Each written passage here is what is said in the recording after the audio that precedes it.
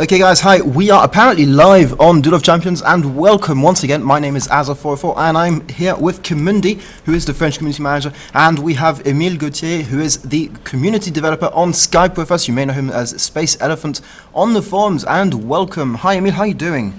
Hey guys, welcome aboard. Thanks again for having us live for this awesome second spoiler stream about the well anticipated Forgotten Wars expansion. Yeah, how are you guys? How is it going in Paris? Awesome. We're really looking forward to this. We had loads of people here last week on Friday when we did part 1 of the stream, and it was really great to do. Really fun to see so many people. And if you've missed it, make sure you check it out. It's on YouTube. You can go and check it out. It will be linked presumably during the live, or it will be linked on the forums. So if you've missed part 1 and you're just seeing us today for the first time, make sure you check it out, because today we will be revealing all the cards we haven't seen in part 1. Part 1 we focused mainly on the new cards for the new faction, which is Academy, of course, and we haven't seen all those spells and all those other cards, and we have loads of cards today, more cards than last week, so we're going to have to go very quickly. So once again, if you missed something or don't understand something, don't worry, we will be giving this back on YouTube, so make sure that you check out the YouTube link for anything you might have missed or not understood fully, so you can go back, pause it, check out the cards, check out the artworks, check out the effects. So yeah, Emile, tell us a bit more. What can we expect today? Because there's loads happening. Of course, we have a very big program for you guys today. First, I wanted to thank you guys for taking part to last week's activity. I think we got more than 100,000 unique visitors on the stream, so it was awesome seeing all of you guys chatting online and discussing about Duel of Champions. And I also wanted to thank Enclaves and Matrix Disc, who hosted some special streams after hours about what we've revealed. And of course, I wanted to thank also the French community of Mom Cards and ENIP for hosting different streams after our stream. So it was awesome seeing you guys doing some kind of post-match after our program. So yeah, today we have a lot of stuff on the table. We'll do an interview with Dan Vargas, who is our art director on the project, and he's also a very robust player. He's very active on the community. Maybe you've seen him on the chat somewhere, on Matrix Disc's chat, or on Enclaves' chat, or of course on our chat. So Dan Vargas will be there to discuss about the art direction, and Simon V will be there as well to do a tour of the other cards that we didn't show last week.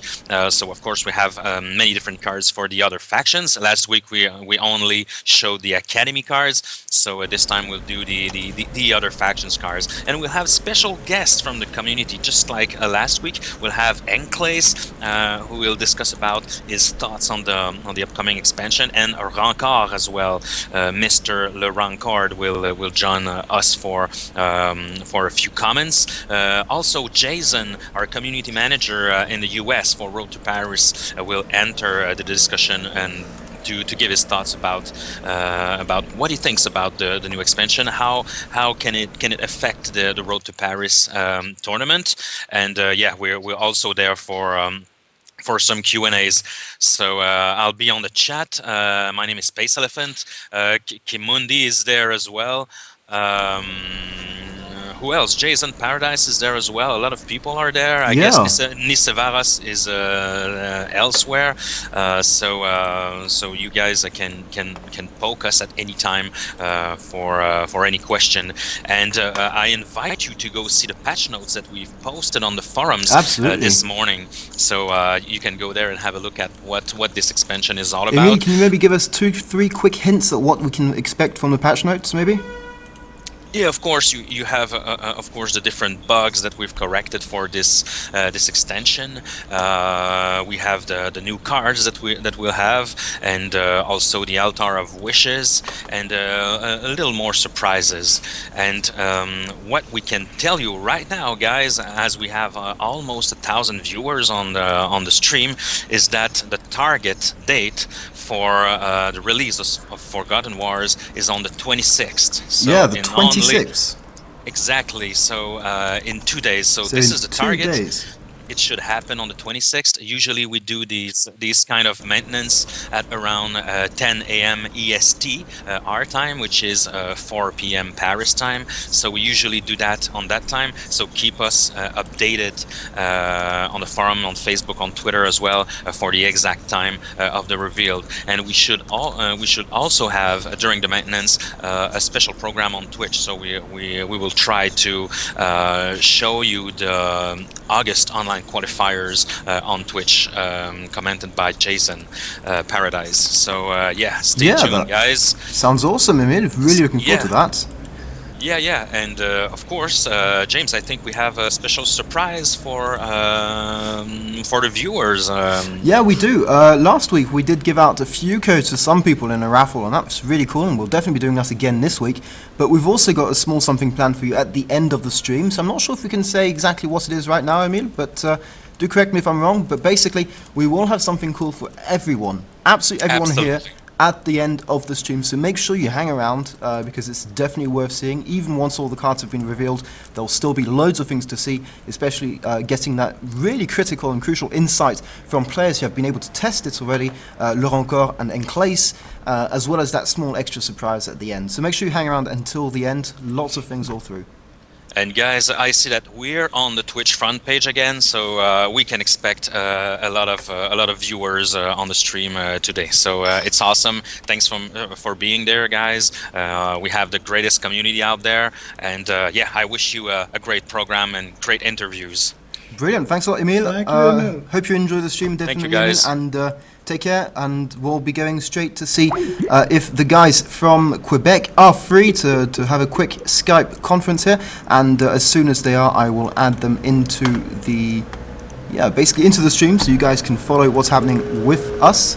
And yeah, hopefully that'll be cool. So basically lots of things are planned. We've got so many things coming up, so make sure you don't miss anything whatsoever, as you'll probably regret it if you do miss stuff. So just hang on where you are and don't move. And I believe we have got Dan. Dan, how are you doing? Hello, James. How are you? Good. Thank you. And yourself? Awesome. Really looking forward to it. Have you heard of just moving your sound up? I'm sorry for people who have missed that. So yeah, Dan, hi again. Sorry about that. I'm just moving the sound volumes up. How are you doing? Good, James. Thank you. Yourself? Great. Thanks, Dan. Lots of excitement here. We're really looking forward to it. So you're here, Dan, to tell us a lot about the expansion, new cards. Can you give us a quick insight about what your job is with Duel of Champions?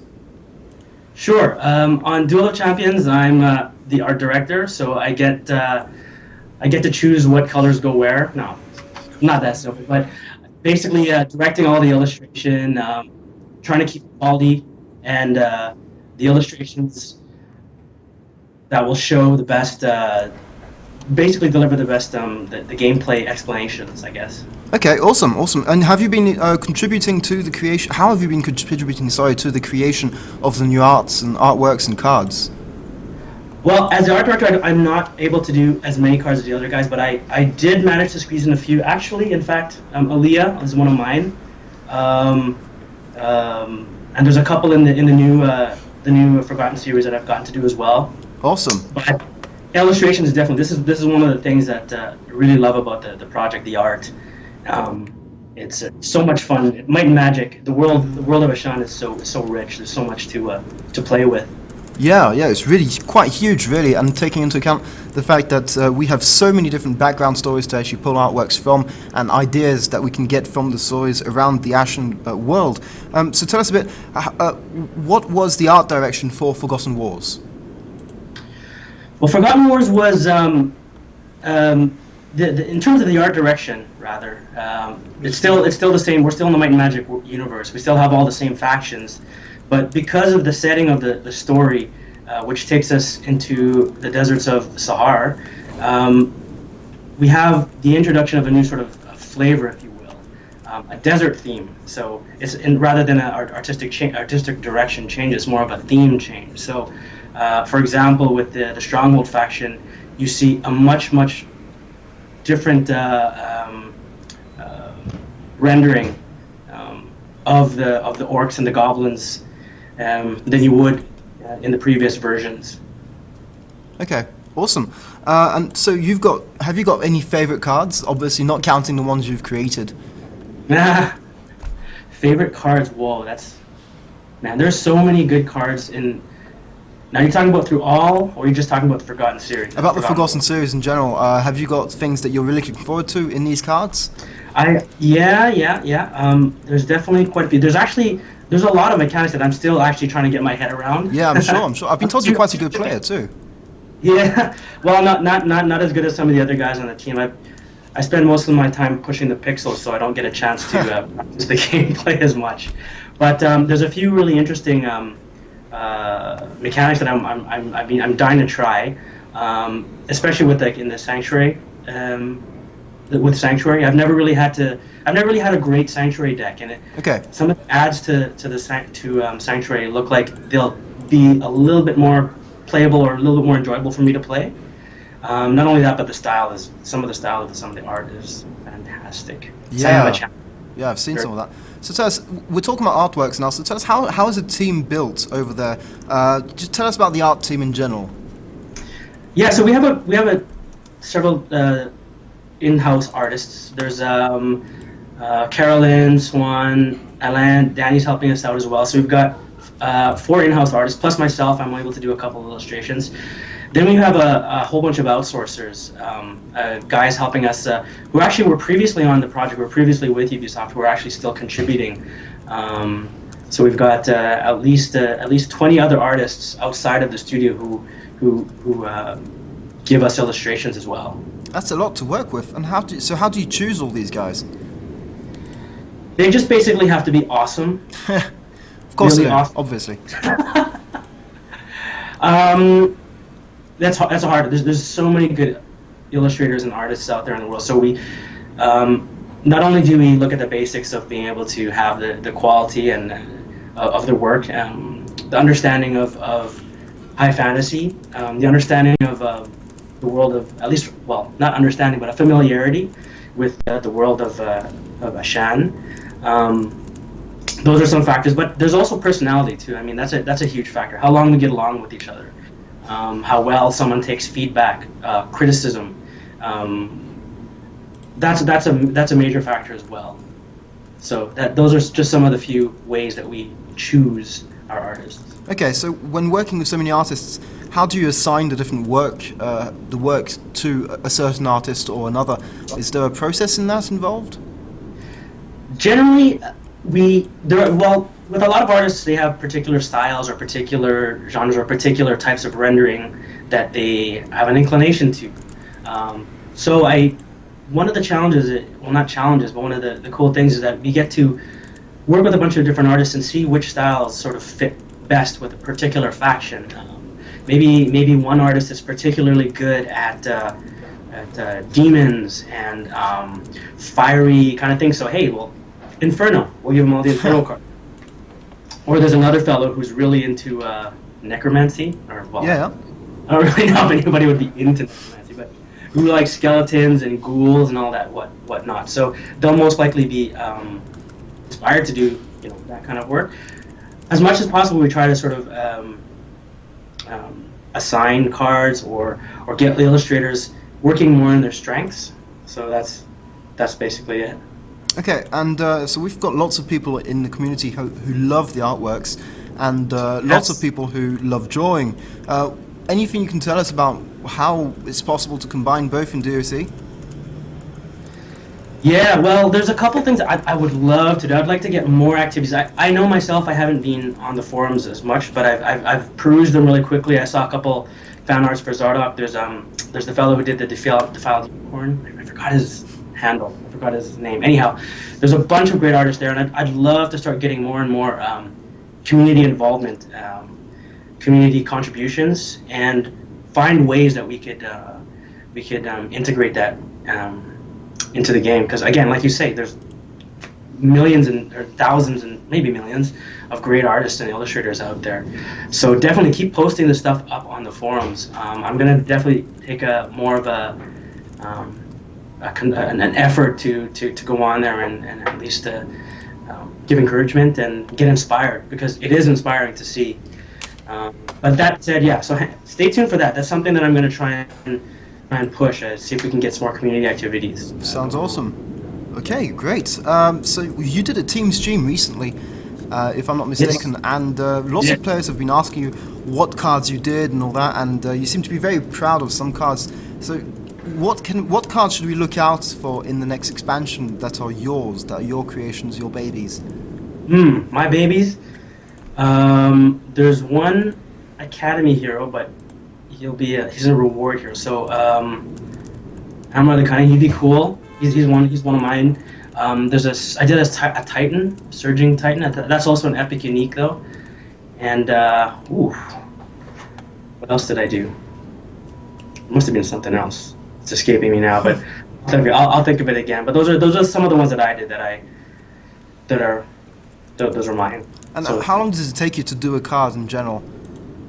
in general, it takes about on the average we give about 3 days, 2.5 to 3 days. Wow, that's quite short when you It consider is. it. It is quite short. It especially for a series like this where we had 150, almost about 150 cards to do in the given amount of time. Yeah, it is pretty tight. But the benefit of working with experienced illustrators, and by the way, that's another one of the criteria, if you would, someone who's familiar with the process and who has the speed and the efficiency to keep up to that kind of schedule. But as you can see, there's a lot of fantastic cards, and there's a lot that you can do in 2.5 days. Yeah. 3 days of drawing. So yeah, that's about the average time. Okay, and so you've told us that you absolutely love playing Sanctuary and that you're looking forward to all these new mechanics. Have you had much time to test them out yet or not? I've been playing a little bit on Dev, not as much as I would like to, but I just like Sanctuary's kind of I like their outmaneuvers, and I like the honor a lot. And with some of the new the in addition to the new mechanics, it's just gonna be so much more interesting to try and use Sanctuary. Now that said, I'm not the greatest deck builder in the world. Yeah, that's the really hard part in the Champions. I'm getting tips from Mr. Villeneuve over here, Simon, to help me build my decks and strategies. But again, yeah, Sanctuary, I'm looking forward to playing that, and of course Academy. I mean, it's totally new. That's going to be a lot of fun. Yeah, I'm looking forward to that. Okay, well, Dan, thanks a lot. Dan, you are the art director, for those who have missed it. You are the art director for Duel of Champions, and you're the one who is, in some ways, responsible for all the great art we're getting in Duel of Champions today. Dan, before we pass on to Simon, any last words you may want to say? Anything you might want to warn players to look out for in the next expansion? No, see you on the battlefield. Awesome. Awesome. Okay, well, thanks a lot, Dan. We'll straight away to Simon, actually, if Simon can just simply take Dan's place, that would be awesome. Thanks a lot, Dan. Okay, and Simon, welcome. Simon is one of the people in charge of looking after all the test environment and testing the game out and looking after players who help us test out the game. Simon, how are you doing today? I'm sorry, you're in the middle of drinking, but how are you doing? That's okay. I'm feeling fine. You? Awesome, really good. Looking forward to this, as I keep saying. So yeah, Simon, tell us a bit more about what we can be expecting today. We've seen lots of Academy stuff last week, and today we're going to be focusing on all the other cards you haven't seen. What are you looking forward to most? I'm looking forward to showing you more about the underdog factions during the latest months in the meta, namely Sanctuary and Haven, which are the two factions that we've worked the most tightly with, just to bring them up to speed with the other factions. There's Haven that right now is really strong with Sandalphon, but we try to do something different with Haven. That's not to say that we neglected the other faction. We just put a lot of effort into making sure that all the factions were on par with each other. I don't know if we've succeeded that, but with the test that we did with the VIPs, I think that we came really close to it. Awesome. There were lots of people talking about how to properly balance the different factions, and I know you guys like to work towards balancing in a very particular way by balancing it with new cards. Can you explain a bit more about the philosophy behind that? Well, the philosophy behind that is that we don't want to remove cards from existing faction or modify too much cards from existing factions, because there's a lot of people that pay a lot of money just to get a card in particular, and if we nerf that card or remove that card from the faction, it kind of frustrates people. So it's not really the right solution to balance the meta. But if the meta is really hurt by some card, that's why we go in and we try to modify the strategy, not to kill the strategy, but to tone it down, just so that each player feels like they now have a chance to beat that strategy, that archetype. So when we want to design cards for factions to level things up, I take the example of the Crusader Chaplain, which that card initially was only just to counter the Graveyard Recursion decks, and originally wasn't that good.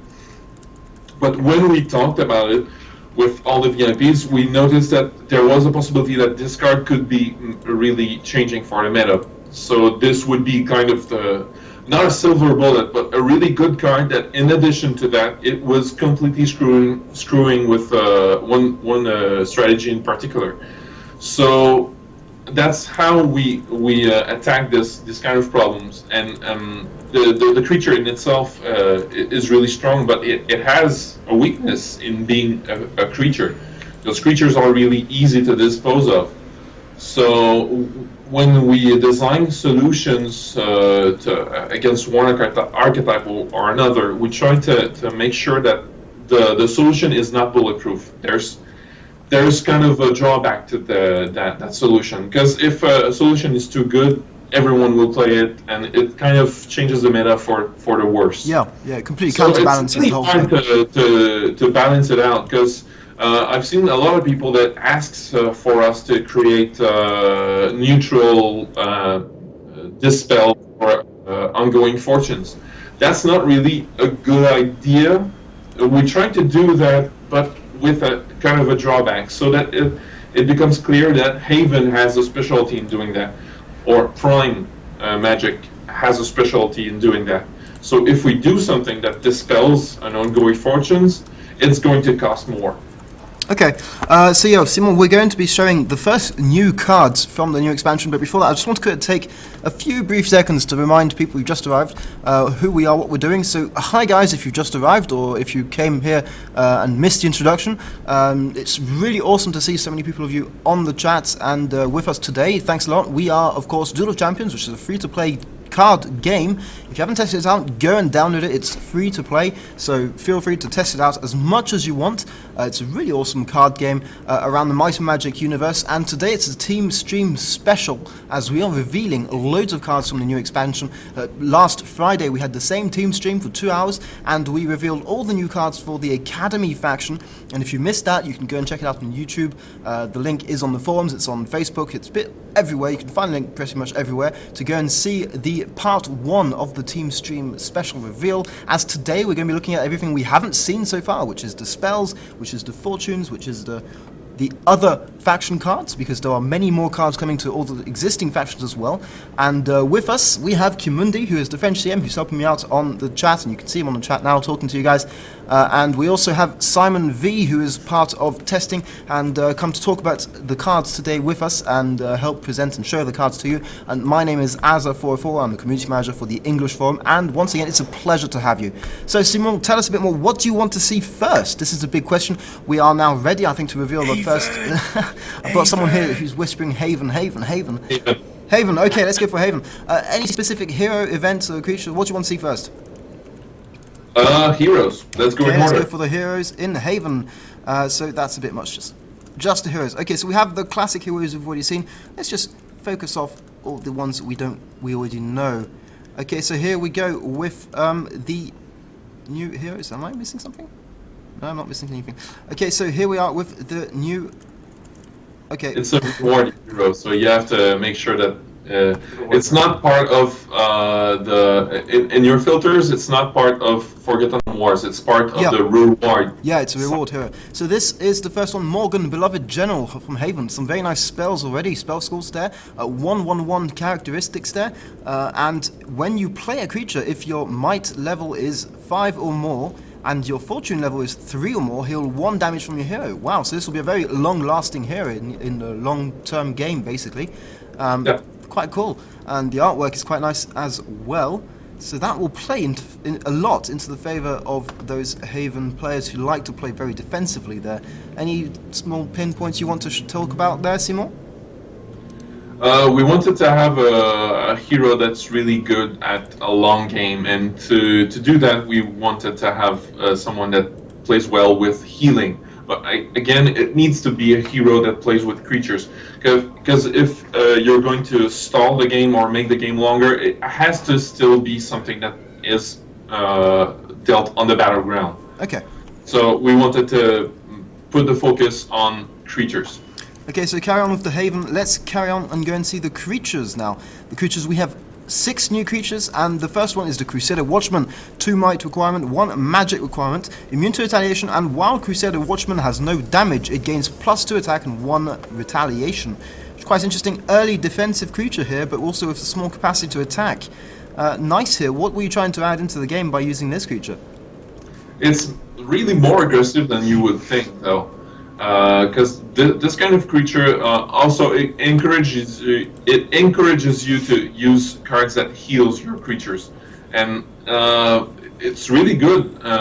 It's really good with Wolf Captains or in any other creature decks that are playing early game, because it tanks a lot with 5 HP for 2. It's really good. And can deal 2 damage, and it's immune to retaliation. So it's a really, really good creature. It's really solid. Awesome. Simon, we're just going to go, actually, I'm just realizing that this is going, may take some time, so, and we have got loads of cards to look at, so we're just going to cruise through quite fast, but don't hesitate to stop us if you have anything interesting to say on the cards.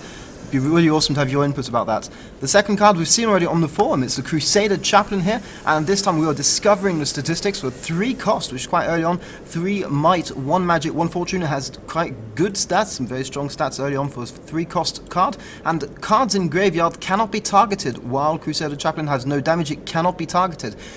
This is going to be very nice, actually, going to give us a possibility of keeping those cards in the graveyard for the Haven deck, and eventually maybe countering some of these new mill decks we might be expecting, as well as giving it some very good resistance early on against spells.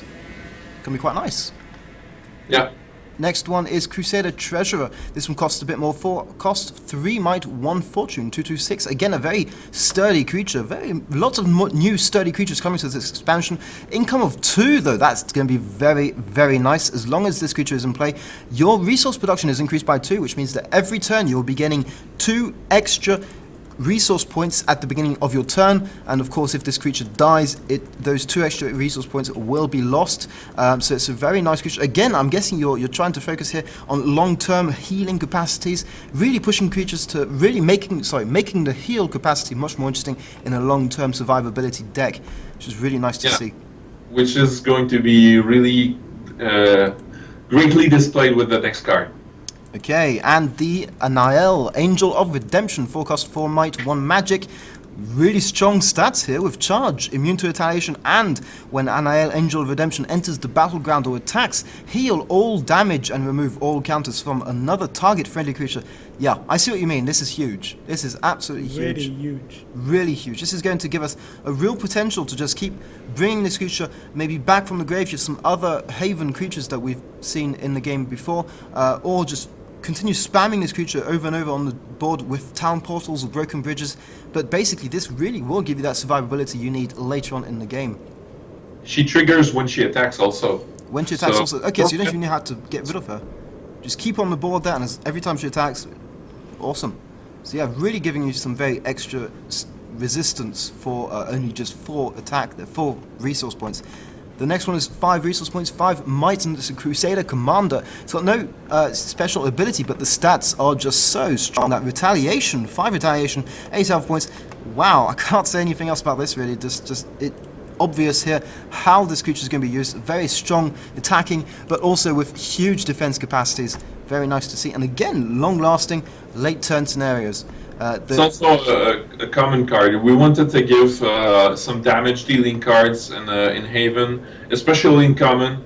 But this guy, even though he costs a lot, he's going to be really good in most decks that are lacking in damage power. So yeah, because it's a common card, presumably it will not cost too many wild cards to get in the Altar of Wishes, which will be interesting to see. So even early on in the game, you can get these cards that will really give you an extra edge later on.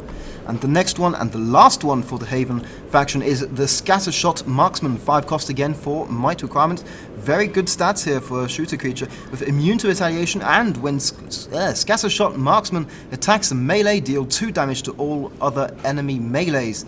Really nice to see. Very melee counter here. Very good creature for 3. With a nice new ability. We haven't seen this before in the game. Yeah, we're trying something new, and it fit really well with Haven. Yeah, it should be very nice. Okay, so we've seen Haven now for the new creatures and stuff. I'm guessing we can see the fortunes for Haven. That would be quite nice as well. Let's go. And for new fortunes for Haven, we saw... did we see? Yeah, we saw the neutral fortunes last week, didn't we? Yeah, we did. Yeah, we did. We saw the neutral fortunes last week. If you missed that, it's on YouTube. Go and check it out. And here's the first new fortune for Haven. Fleeting Oasis for 2 cost, 2 fortune. Permanent ongoing fortune. Creatures you control again gain Mending, which would be very nice. Mending, again, gives you the capacity to heal your creature if it hasn't attacked. If I'm mistaken, please correct me, That's Simon. right, that's right. At the beginning of your turn, return Fleeting Oasis to its owner's hand. So you can keep on using it. Now, it does cost you 2, obviously, but it means at the end of your turn, if your creature hasn't attacked, you can heal it completely. Again, fitting nicely into that, what you were saying, Simon, by giving us the capacity to heal creatures later on. Yeah.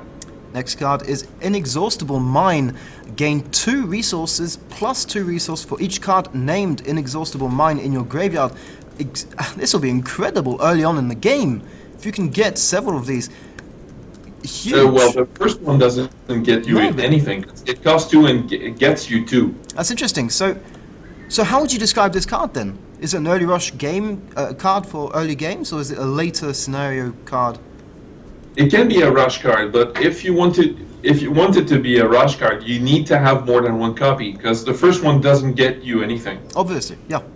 Okay, next one is Toll Gate for 2 action costs, 3 fortune. Fortune ongoing permanent. Again, at the end of your supply phase, gain 2 resources for each card your opponent played during their last turn, and destroy Toll Gate. Interesting. So basically, you only play it once, and then it automatically destroys. But if the other person in front of you is going for a more rush aggressive deck, and he's played a lot of cards, you are gaining a lot of resources.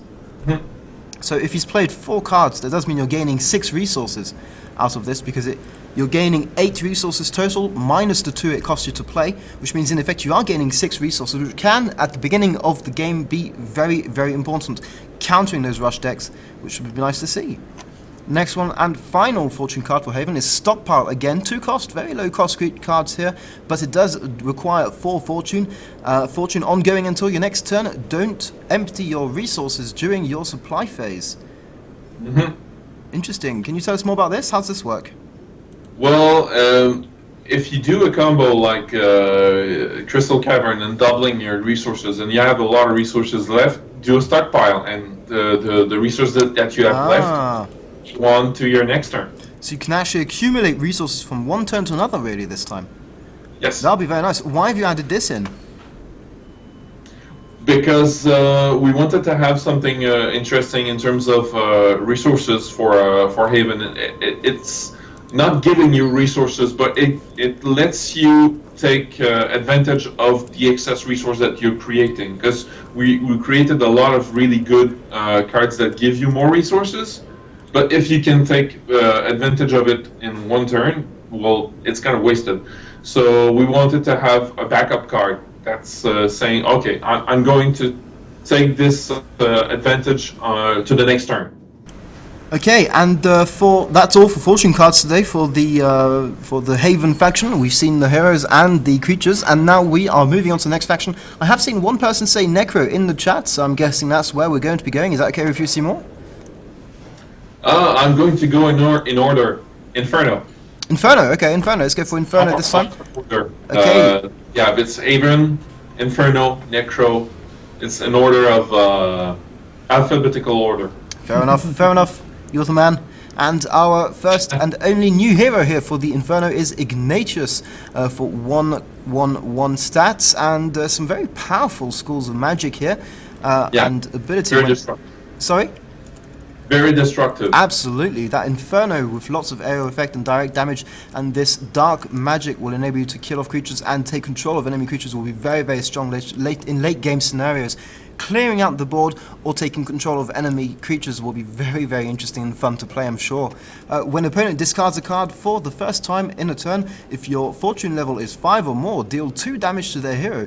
This is very interesting because it's a bit of a contradiction, really, because those spell scores look awesome and you want to be able to play them, and yet that ability really will be focusing on a fortune-based deck. Can you give us an insight about why you decided to go with that odd duality there? Well, you do remember, though, that both Dark and Fire have really good cheap spells, because you could go to Firebolt or Weakness just to give you time until you get to the point where you have 5 Destiny. You're not forced to go to the high-cost spell in those 2 schools. You could just build a deck of creatures and fortunes and have some splash of really cheap spells, just to help you out for the beginning of the game. Okay, so let's go on to the creatures, and again, 6 more creatures here. The first one is Frenzied Maniac for 2 cost, 3 might requirement. Again, good stats for such a low creature here. 3 attack, 3 retaliation, 3 health points. Again, easily kill off, but that's very common in early stage creatures for the Inferno. And at the end of your turn, if Frenzied Maniac did not attack, deal 2 damage to your hero. So it really does push you to attack here. What happens on the first turn when you deploy it, though? It deals 2 damage to you. Ah, interesting. So it's a real trade-off here if you want to deploy it or not. I'll be interested to see how It's a players use really it. aggressive card for 2. Okay. So he's ahead of the curve in terms of cost for in regards to the Cerberus or even the Juggernaut. It's not the same type of damage, but he's kind of really dangerous if you're playing Zorn.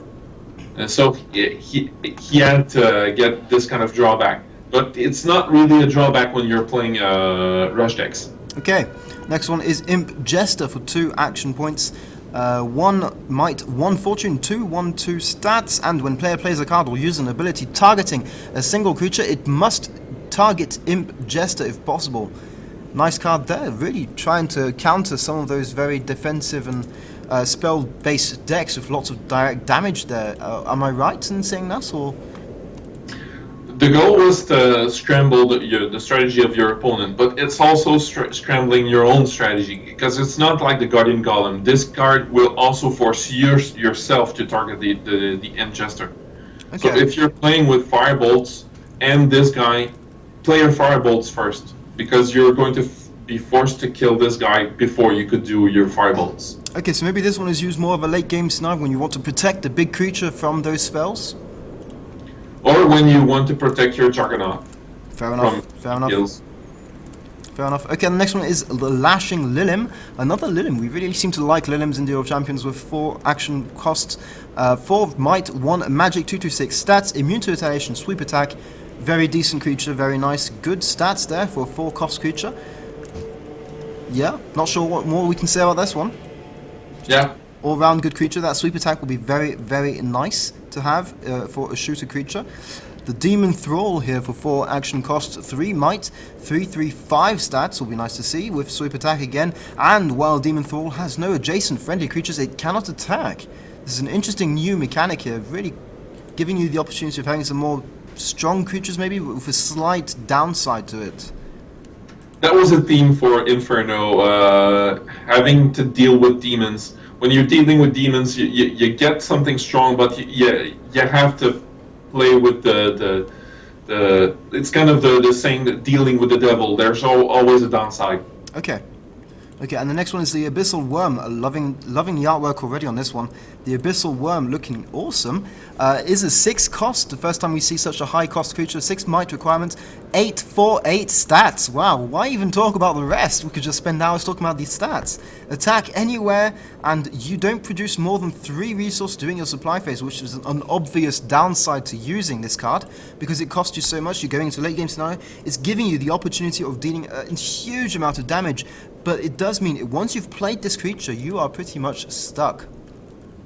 Once you play that creature, though, you don't need to do anything else than just pick off creatures one by one and force your opponent to kill it and get you back on track with your resources. You don't need more resources than that when you have a creature that can do 8 attack. Okay, and yes, so that would be really, really fun. And so the next and last card is the Haikyuu Fists of Fury. Again, a 6 cost card, 5 might, 1 magic request. Again, some awesome stats with 4, 3, 6, but again, this costs 6. It does have immune to retaliation, attack anyway again, and when Haikyuu Fists of Fury enters the battleground or attacks another target friendly creature, gains +1 damage until end of turn. Very strong creature here. He's probably one of the weakest in terms of the ability to come into play in attack ability of the creatures, but he's really strong on his own, though. Okay. He has the weakest ability, but he's not the weakest unique creature. Yeah. Well, it seems he does seem very strong, but it is true he does cost quite a lot to use. So we'll have to see if players like to use him or not in the end. So we've seen all the heroes, the creatures for this. Let's go to the fortunes. These are the new fortunes for Inferno. The first one is Dunes of Madness. Both players discard 2 cards at random, which will be interesting against OTK decks here, definitely. Is this 2 cards from your hand or from your deck? This card is always from your hand. Always from your hand, fair enough. So really will be very annoying against your opponent if you're playing a rush deck and you've played all your cards and this is all you've got in your hand and you want to just be able to annoy your opponent and stop him from playing any more cards. You can use this. If you've got no more cards in your hand, it's not going to be it's not going to do anything to you, I'm guessing. So really awesome if you're playing a rush deck. The next one is Escalating Madness for 3 resource and 3 fortune. Opponent discards X cards at random, where X is 1 plus number of cards named Escalating Madness in your graveyard. So if you use it once, you get rid of 1 card. If you use it twice, if you've got 1 in your graveyard and use the second one, you discard 2 cards, etc., etc., right? Yeah. Okay. So the final one should discard 4 cards. Okay, so once again, really getting getting rid of enemy cards and making sure he can't play. If you're playing a rush deck, once again, this can be a really, really good card to use. The next one is Gate to Sheog, 3 resource. The real stuff. Sorry? Now we get to the real stuff. Oh, I'm looking forward to this. 3 cost, 3 might, 3 fortune. Shuffle your library, then look at the top 5 cards, choose a creature card, and deploy it for free. Put the rest in your graveyard. That will be good. That will be good. If you're playing a rush deck and you need to get out one of those big cards early on, then this is definitely the card for you. It's a bit of a gamble though, but it can definitely work if you've got lots of big cards in your deck. Is there maybe a strategy here to enable players to play huge cards very early on? Yes. Okay, so that would be very nice to see and see how players manage to use this card to maximum effect. And the last fortune card for the Inferno is Garden of Ecstasy, 5 cost, but it seems to have some very good abilities here. Permanent, ongoing fortune. Players cannot draw cards outside their supply phase. At the beginning of your turn, return Garden of Ecstasy to its owner's hand. So once again, really blocking off your opponent from getting all these cards, and once again focusing on a rush, aggressive type of gameplay here, where you've got all your cards on the board, and you just want to deny your opponent any board control whatsoever. Is this what you're aiming at?